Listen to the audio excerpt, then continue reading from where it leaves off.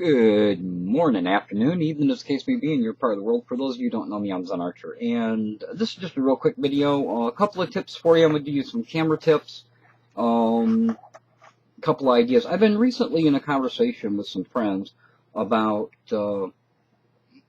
people who do stuff just good enough, and I kind of like the good enough stuff. One of the things I pointed out is that I make flutes, but I don't have a jig. I don't use drill presses and all that kind of stuff. I do use a power drill, just a regular rechargeable drill, to make the holes because it's easier and more accurate. But a lot of guys that do flutes, they can tell you exactly where the hole goes for a C sharp and exactly what size that hole should be. I'm not one of those guys.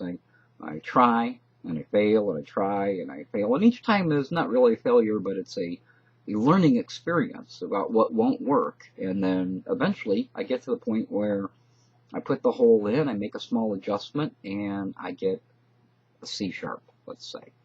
So there would be no advancement in anything if it weren't for people who are willing to experiment with whatever the current technology is. Somebody who will push that technology to the next extent. But when it comes to flute making, for me, I think about the Indians, in the woods, and they cut a reed, they made a hole, they listened, and went from there. Either they made it better, or moved it up or down, or they adjusted the pitch in some way. And then eventually, over a period of time, they learned where you put the hole. Now, of course, they shared that with other people who wanted to make flutes in their little village. They say, well, here's one of mine, and here's where I put the holes, and this is why I found that this is the best sound. And then that person would take it and maybe add another hole to it so that it does an octave and a half. But they were always experimenting, always pushing the technology. But there's also that good enough. Do you achieve what it is that you want to achieve without a lot of hard work? And that's what technology is all about. It's to achieve things in a better way, in an easier way, something that makes life easier for you. In some cases, that means that you're going to spend extra money in order to do those things. For instance, if you want HD video, you have to have an HD camera. But if you want to do HD video on YouTube, if you want that wide screen and you want that 720 pixels, do you have to have an HD camera for that? If you're just looking for the wide screen and the 720 display, do you have to have an HD camera? And the answer is no, you don't. What you need is an editor that will render at that, and then you stretch your video, whatever the video is, in order to fit that box. Or you add things on the side so that you don't really stretch the video, but that whole area is covered. So that's kind of what the conversation's been about. At least for me, that's what's in my head. So I thought I'd show you a couple of things that let me get there. For instance, if you have a flip cam, this is a flip cam ultra. I'm not going to show you the whole thing because I've got something attached to it, but that's a flip cam ultra, and the ultra does not do HD. It also has no macro, and it has no telescopic lens. Now, I've seen you can go to eBay and you can buy lenses and you can attach them to the camera, but that seems kind of permanent to me. So I wanted something that was a solution that would allow me to change lenses and do it in an easy way. And I didn't want to spend a lot of money on it. I just wanted to use the things that I had around the house. So here's what I had around the house. I've got a monocular. It's like a binocular, but it's only one. I've got a monocular, and it's got a rubber coating. And I found out that it works really, really well if, when I'm doing my flip cam video, I can look through this, find what it is I want to do, and just hold it. It fits exactly over the lens. And I can just hold it like that, and I can take my video.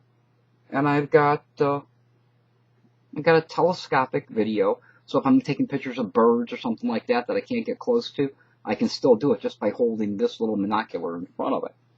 But then what about stuff that's really small? What if I want to do flowers or a bug on the ground? Well, I did that once before, and I think I've shown you in another video, but I'll show you again. I had this little magnifying glass that pulls up. So what I've done is I just have an old piece of inner tube that I cut a rubber band out of, and I did that because it holds a little bit tighter than a regular rubber band and it doesn't deteriorate so fast. And all I did is just rubber band it to the front of the camera, and when I want a macro shot, I pull the lens up, and I've got a macro. Now, if you want to see what that looks like, I'll put a link below, or I'll put a link in here somewhere through annotations, so you guys can see how well that really works. But it's a really cheap, inexpensive way to get a macro on your HD camera, so you can do stuff that's closer. So that's a couple of camera tips for you when it comes to the at least to these type of cameras. By the way, this camera is not damaged, which I thought it was water damage, but I took it all apart, dried it out, and it's working great. So I still have my Flip Cam Ultra. Next in line is oh, well, I've got the Flip Cam out. Let's take this off. So we just have a Flip Cam. When I did the video, my last video of the kayaking, some people asked me how did I mount the camera and where was it at. So I thought I'd show you. What I've done is I've taken a plastic peanut butter jar. This one is Skippy peanut butter. I know because it says so on the label. So it's a Skippy peanut butter jar, and I took an old plastic coat hanger and cut it off and dented it. Attached it with some rubber bands. Actually, these rubber bands aren't supposed to be on here. I attached it with another piece of bicycle tire inner tube. And so that's my setup. And this slides on my kayak deck. I've got bungee cords that go across. So I just slip this underneath those, and that holds the camera in place. So what it looks like is, you take the Flip Cam, I start recording, and I slide it inside, and I put it up towards the front. Put the cord in, and then I usually stuff a wash rag or something in the bottom of it, just to kind of hold where that camera's at. That still allows me to see what it is that I'm recording, so I still have my viewfinder and that, and then I just screw on the bottom. Now this can be submerged in water, and it's not going to get wet. Somebody else gave me a tip and said put an Alka-Seltzer in there, so that if water does get in, the Alka-Seltzer activates, causes pressure inside the bottle, and keeps water from going in. So if that happens, and I've only ever had that happen once, where I had the Alka-Seltzer in it,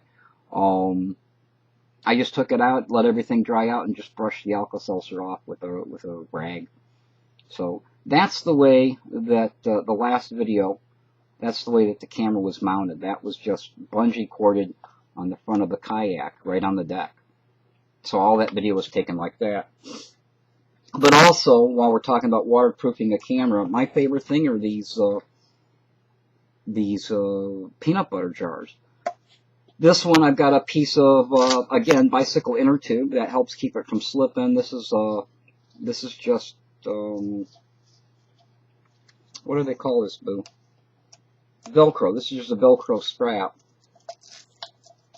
that I put around the bungee cord in order to hold it in place. And then for a regular camera, this is my Fuji 14 megapixel camera. I do slide that in, and this time I put it towards the back because I need the depth in order for the lens to come out. So once that's in place, then I've got a piece of pool noodle that I slide in front. You have to be careful that you don't get it too close to the lens. Put the cord in. And what's nice about this is a Peter Pan peanut butter jar. What's nice about this is that these bottles are flexible. So now it's waterproof, it's flexible, and I can turn the camera on by just squeezing on the button. Let's see if you can see the camera's now on. When the camera's off,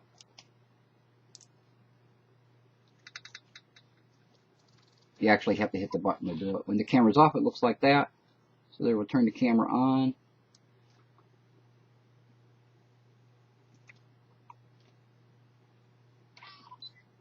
Camera's on.